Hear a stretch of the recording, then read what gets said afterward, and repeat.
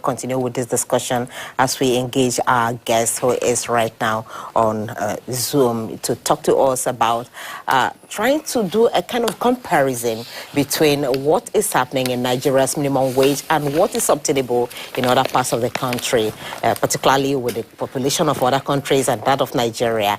Dr. Sam Amadi is an associate professor. He joins us now virtually. He's also the director of the Abuja School of Social and Political Thought. Thank you so much for your time again, and welcome to the program. Thank you, and good morning. Morning, Dr. Sam. Okay, so let's get into it. I'm sure you listened to the arguments in the studio this morning about why Nigeria should, get a higher minimum wage for workers as against what the government is proposing at this time. Let's get your general overview of what you think it should be before we go into the comparison of what obtains in other climes. Thank you very much. We at Abuja School last week had a policy dialogue. I think it aired in AIT as well. And we were trying to say, instead of these fights, like soldiers at night, let's have an approach that is rigorous, social science based, and we call it the human development approach, which is very well known, which is an approach that looks at how economies or economic management improves, expands the freedom of human beings. So, like Amata said, development is freedom. And so we say, if you use that approach, the question you should ask yourself are three questions. One, if anybody signs up to work, they have decided to be productive.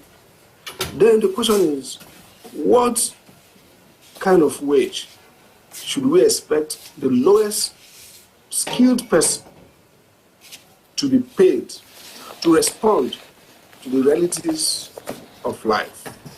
Two, what are those functional, that means activities that a human being will undertake? Eating, access to basic health care, schooling, and so on and so forth. You answer that question. Three, what bundle of goods and services? Food. So being alive requires food. Being healthy requires access to food and Medicare, basic Medicare. Being functionally dignified in today's world requires access to education, and that you are able to train your children, even if it is to government schools. So if you put those baskets, we call it baskets of goods and services, you ask yourself, what is the cost of this basic food that a human being ought to have to be dignified? And today we can say to live above extreme poverty. And this is not rocket science. The MBS, the Nigeria Bureau of Statistics, has the same, determining how many of our people are in extreme poverty.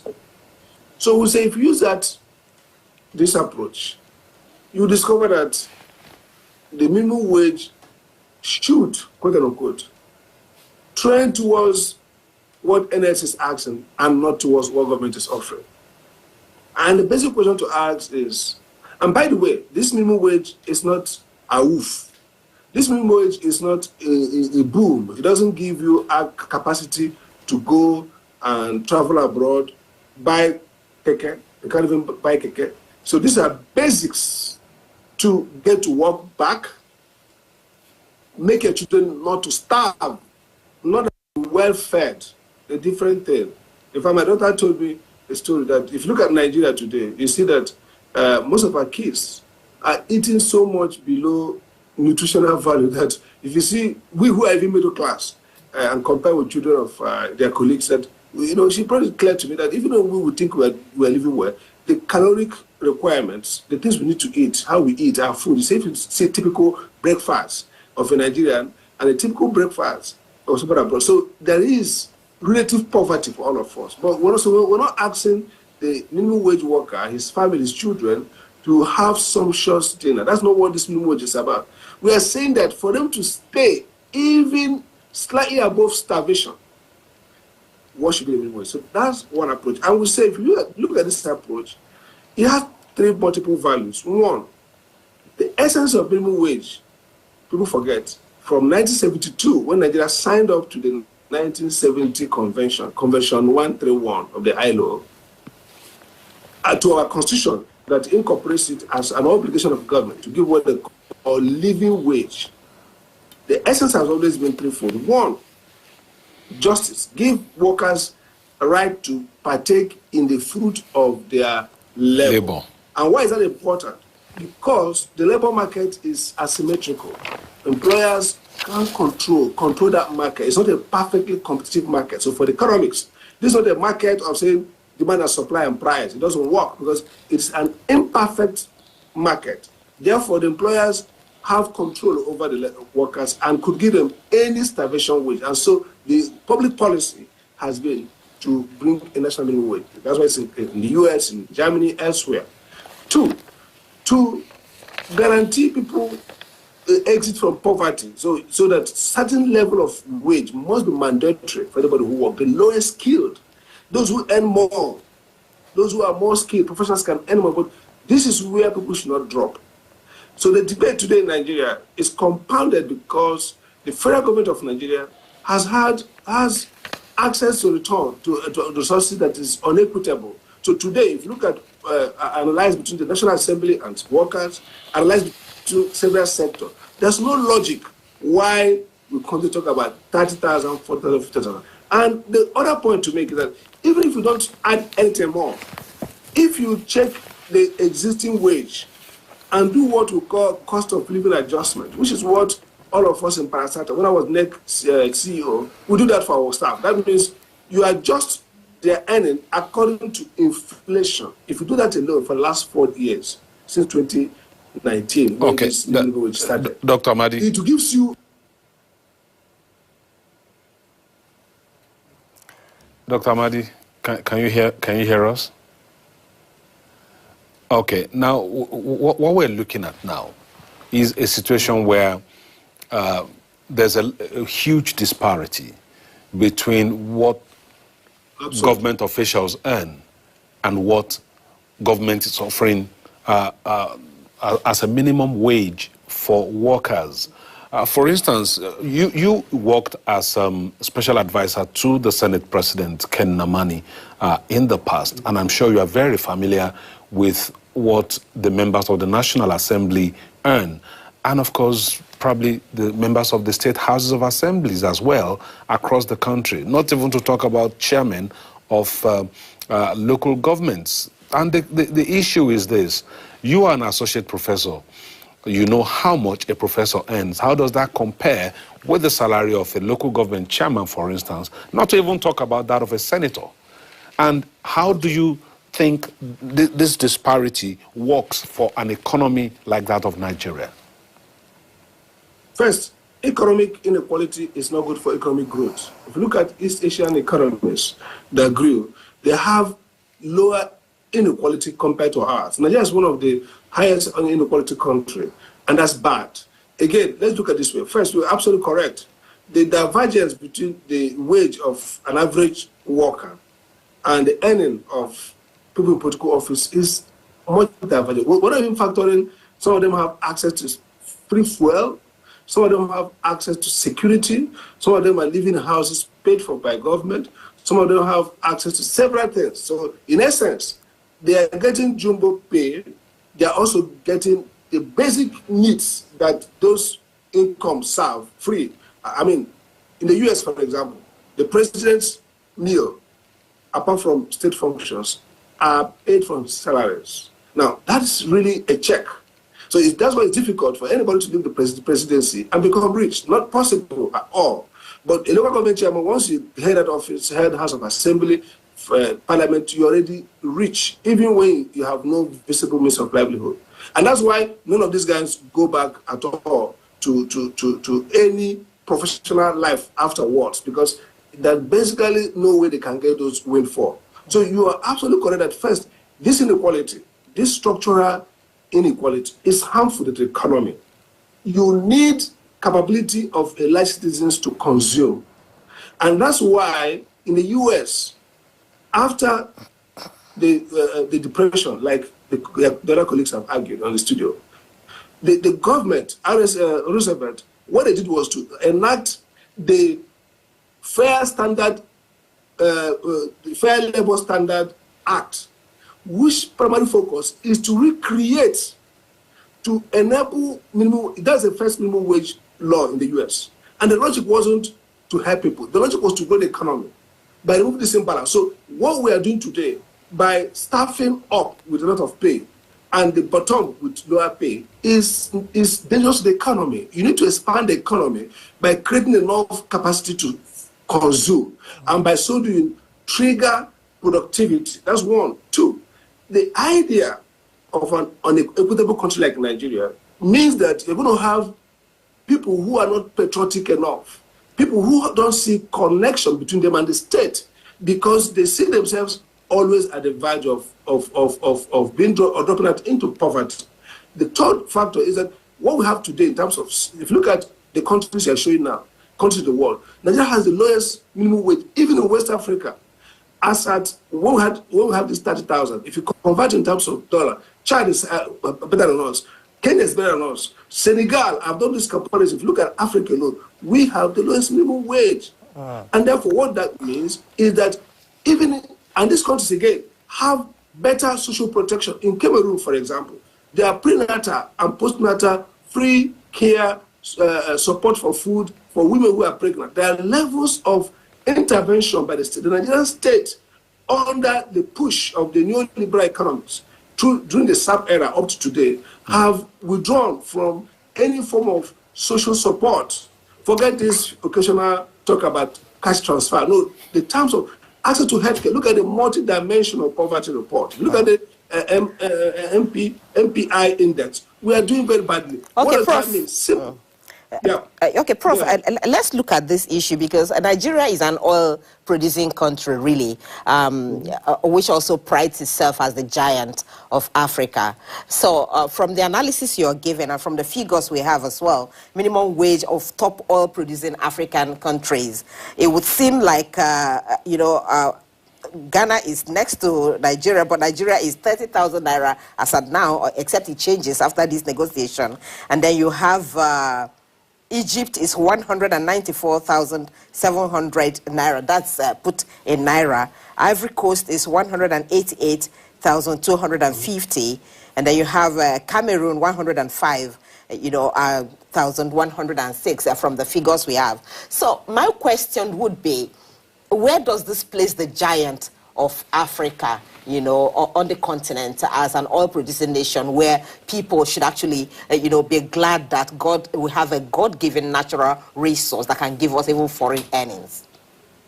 For example, you hear people say, compare the cost of fuel. When fuel was increased, petrol price, people said, if you go to Qatar, this is the price. But they won't tell you the minimum wage in Qatar. They won't tell you social security platforms in this. But you're right. So we have two problems. First, that usually oil or resource extractive industry-based economies that are not based on taxation and where the leaders are not themselves empathic may have low minimum wage. This is the point. Wage and entitlements are not function of economic growth. They are more a reflection of your socio-economic arrangement, which means every country where leadership is irresponsible, not sensitive, because probably they can rig elections, they don't care about the people, they have a windfall, they have a resource they can exploit and use. They don't have to tax people. They don't have, imagine if Nigeria was based on taxation and you're paying people 30,000 naira, where will they, what will you, how will you raise their money? So that's the first point, that our leaders do not so much care. Our life and their life is not embedded. Number one, if you go to Scandinavian countries where there's social democracy and social welfare, if you go to other parts of Europe or even in Africa, some other African countries, you see that the leadership and the people are embedded. They are one. So they can understand. They do not isolate themselves from the people. The Nigerian mode of leadership from after independence has been a mode of elite prerogative, elites. That is why, look at judges, for example. One of the first things this government has done is to increase massively the salary of judges.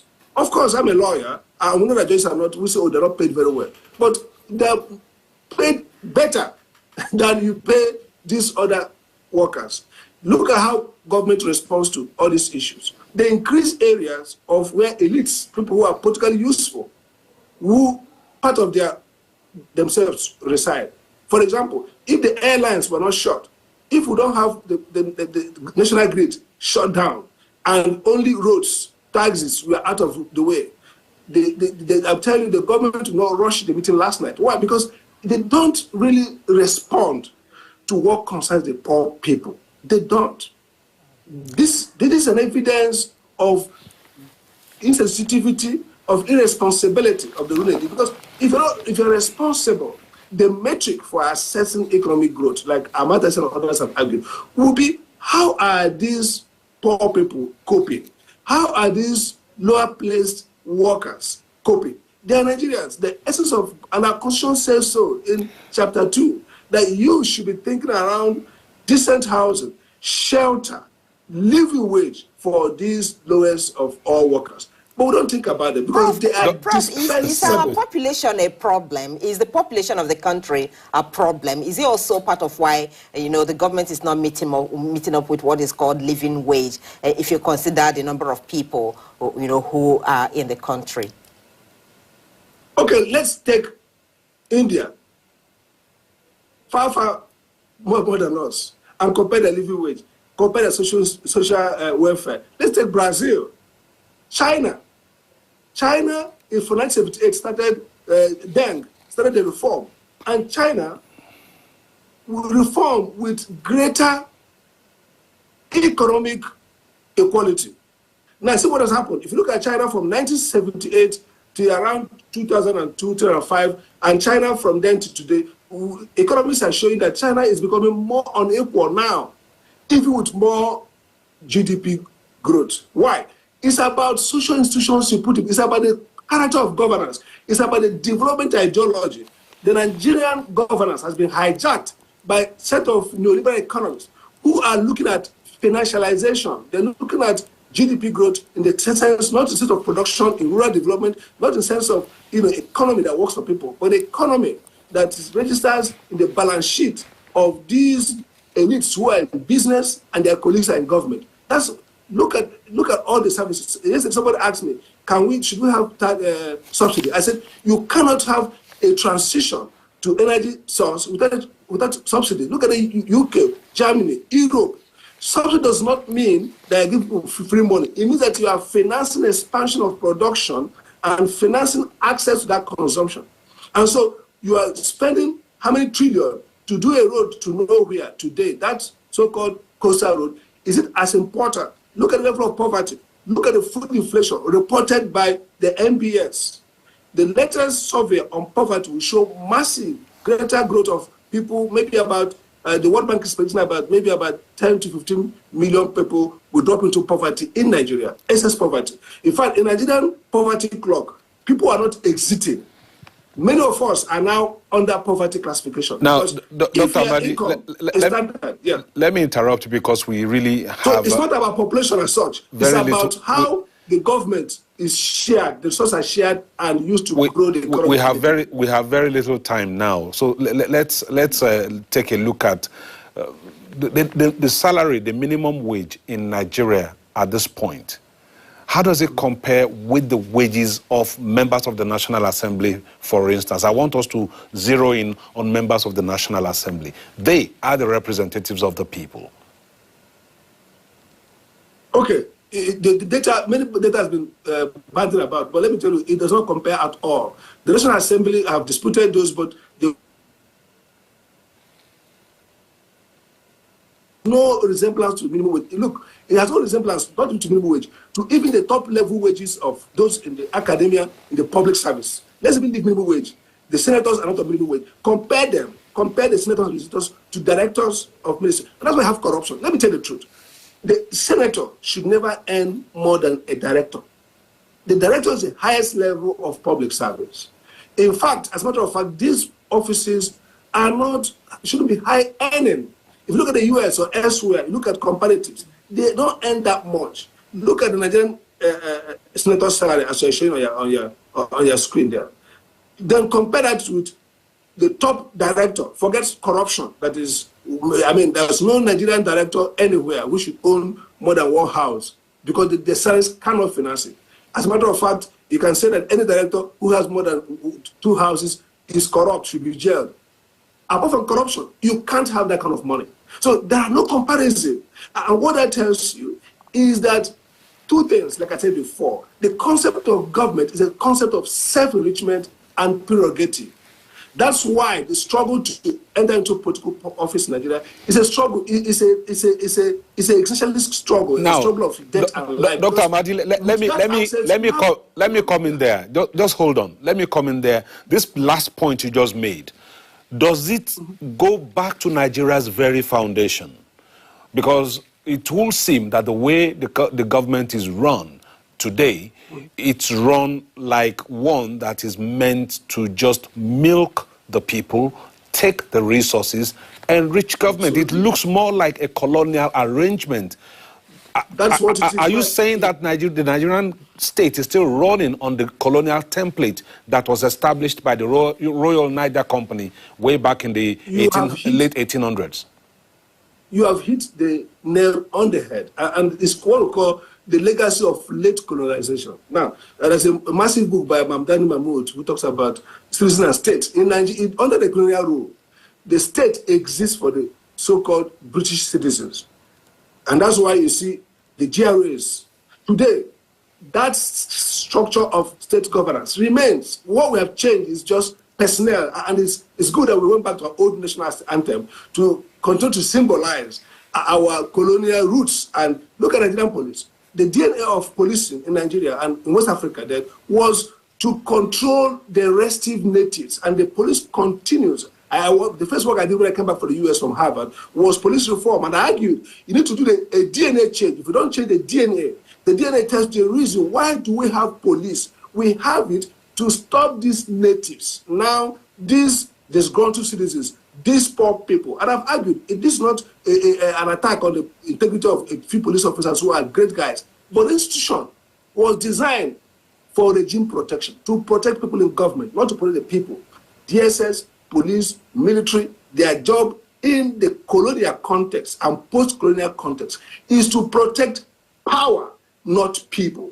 Until we re-engineer, and unfortunately, we took power without restructuring our society. We took power without changing those rules and laws and the way of doing things. So today, our leaders are not. Somebody's argued that when the U.S. government in the UK there was a strike by train workers, and they didn't stop trains from moving. They simply redirected train. We say, why is Nigerian labor disrupting? I say because in the UK, the mere fact that some workers came out and said we are striking will send a reverberation in Whitehall and in Downing Street, and will cause the Prime Minister and all these parliamentarians to sit and seriously think about solution. In Nigeria, if you go out and say we are striking, even for the women open their breasts or the men open their boxers, everybody walk in the street, you will not move a needle until you create pandemonium, until you disrupt elite prerogative and privilege.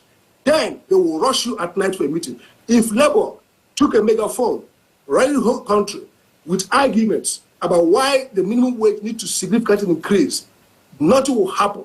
These guys will be picking their teeth and enjoying in Villa and in National Assembly. But the moment they shut down critical institutions, they respond. So our government has been irresponsible. It was designed to be irresponsible under colonial rule and has continued to be irresponsible and irresponsive. All right. We hope that changes really now. But let's look at some of those figures that we have, which you talked about.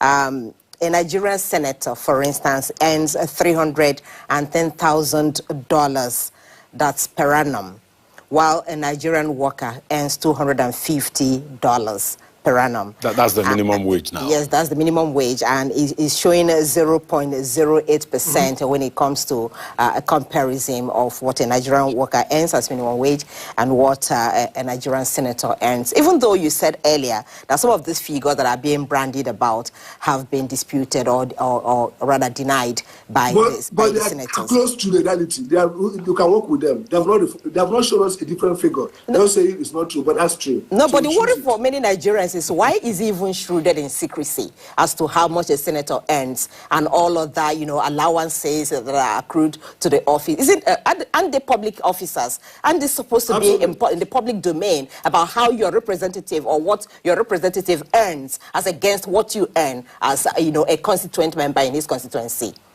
Because by our own culture of the code is that we don't actually represent you. That's the point. You see, the point should be very clear that these guys, and it's not about their individual brilliance. Some of them are great professors, some of them are very good guys, some of them are good pastors and good imam. So this is not about individual morality. It's about institutional morality. You see, Nigerians don't understand that how you design a state determines how it performs. Sometimes we talk about the Scandinavians. Look at their structure. In Scandinavian countries, labor, business, and government cooperatives, they sit together and arrange it. That's why they don't have this disruption. So the way we design governance is not responsive. So people can be senators, but they don't see what concerns you. A governor said, why are you bothered about bridge or about bridge? You said, does it concern you?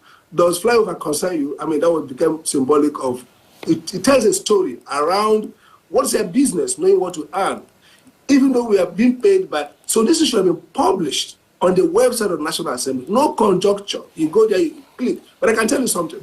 At a point in the National Assembly, it became fashionable to collapse all the services. Oftentimes, look at the quality of laws they make. Those laws do not go through any rigor, serious rigor, because they don't have the human capital. So some of this money they're earning are supposed to be what they should have used to run their offices. But they're not doing that. So this was collapse. They take everything. And nobody is given account. In the UK, for example, some parliamentarians have been asked to withdraw or remove because they couldn't reimburse, account for money they used to travel for what people call oversight.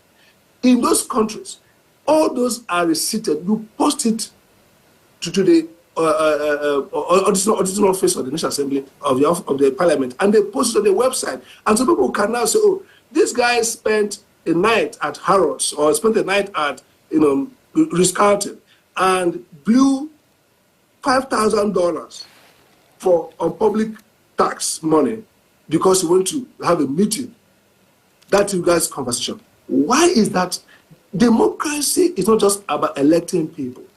It has three dimensions. Election, that should be free and fair, great. Two, protection of basic rights. And the third one is accountability.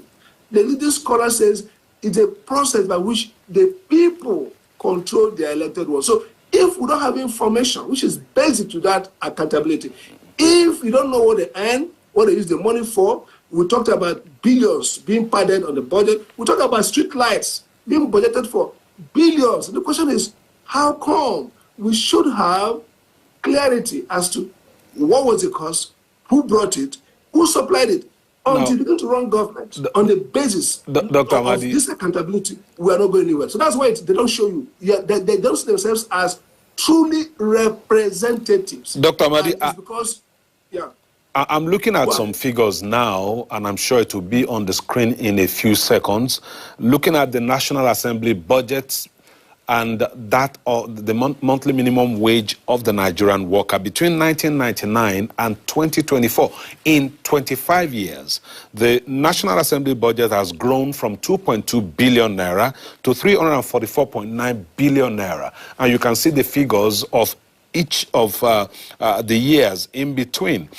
But on the other side, the minimum wage in 1999 was 3,000 naira, and as of this morning, it is 30,000 naira.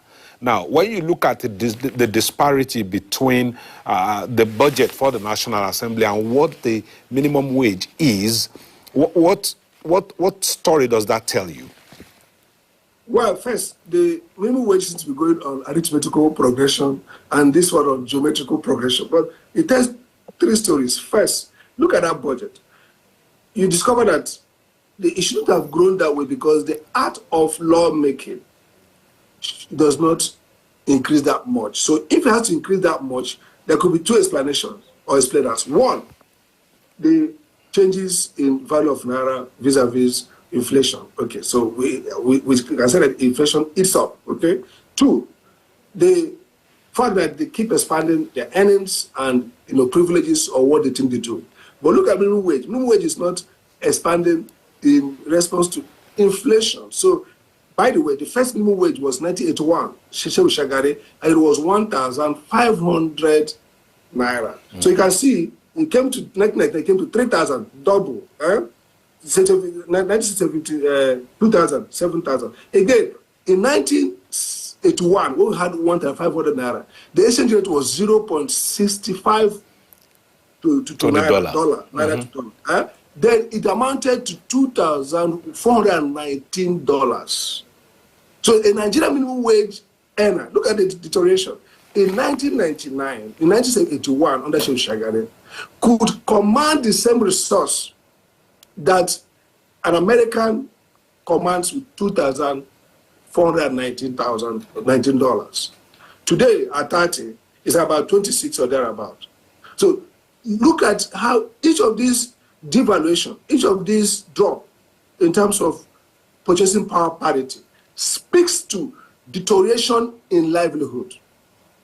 And that's why if you look at the poverty index, it will show the same. If you look at the multidimensional poverty, it will show that Nigerians are living far, far poorer, far, far diseased, far, far miserable than they were in 1981, 1999, 2000, and so on and so forth.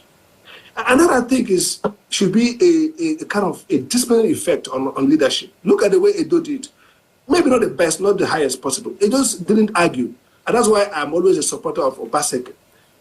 I think he's a great governor, understands human development very well. He went ahead, announced by himself, 70,000. No meeting, no coercion. And if you look at minimum, what you should have, it must trend up to 70,000 to be reasonable. So the governor of Edo State, maybe as an economist, and I've been having a conversation with him, who understands their functionality, simply says, move to. People say it's politics. No, but if you see, Edo has also been very good in paying the minimum wage. So the point I'm trying to bring out here is that if you look at the way the NAS budget balloons, it's not normal. And they look at the jump from 2023 to 2024, 300 from 226.1 to 344.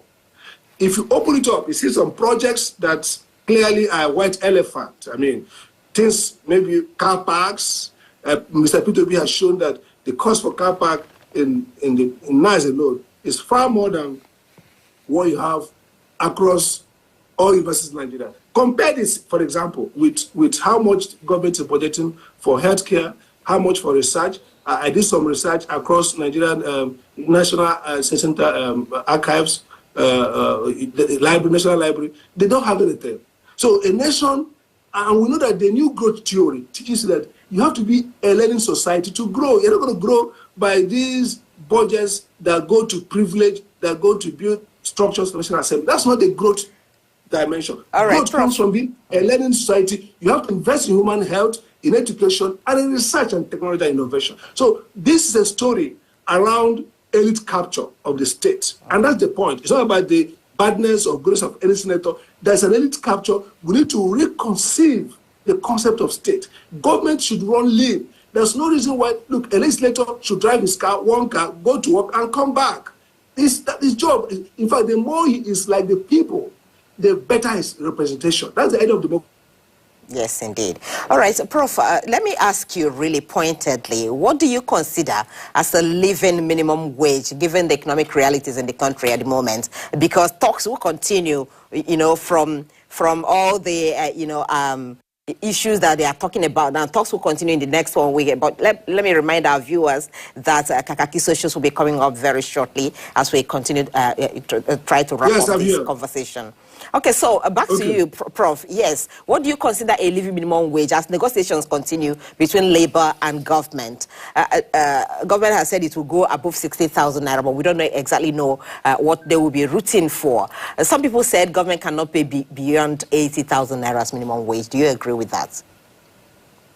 What government cannot pay, the propensity to pay is determined on the fiscal policy and the resource management of the country. The government deals with the wastages, cut back on all those nebulous and unreal budgeting, they can pay up to anything. But I think if I do my own arithmetic from what I call the COLA, the cost of living adjustment, plus the human development approach, and bearing in mind that there is so much you need to do in this country, health, education, but they won't even do it. Forget, even if you save money, even if you collect 1,000, the rest money will go into waste. That's how the government runs. But I will say something like this.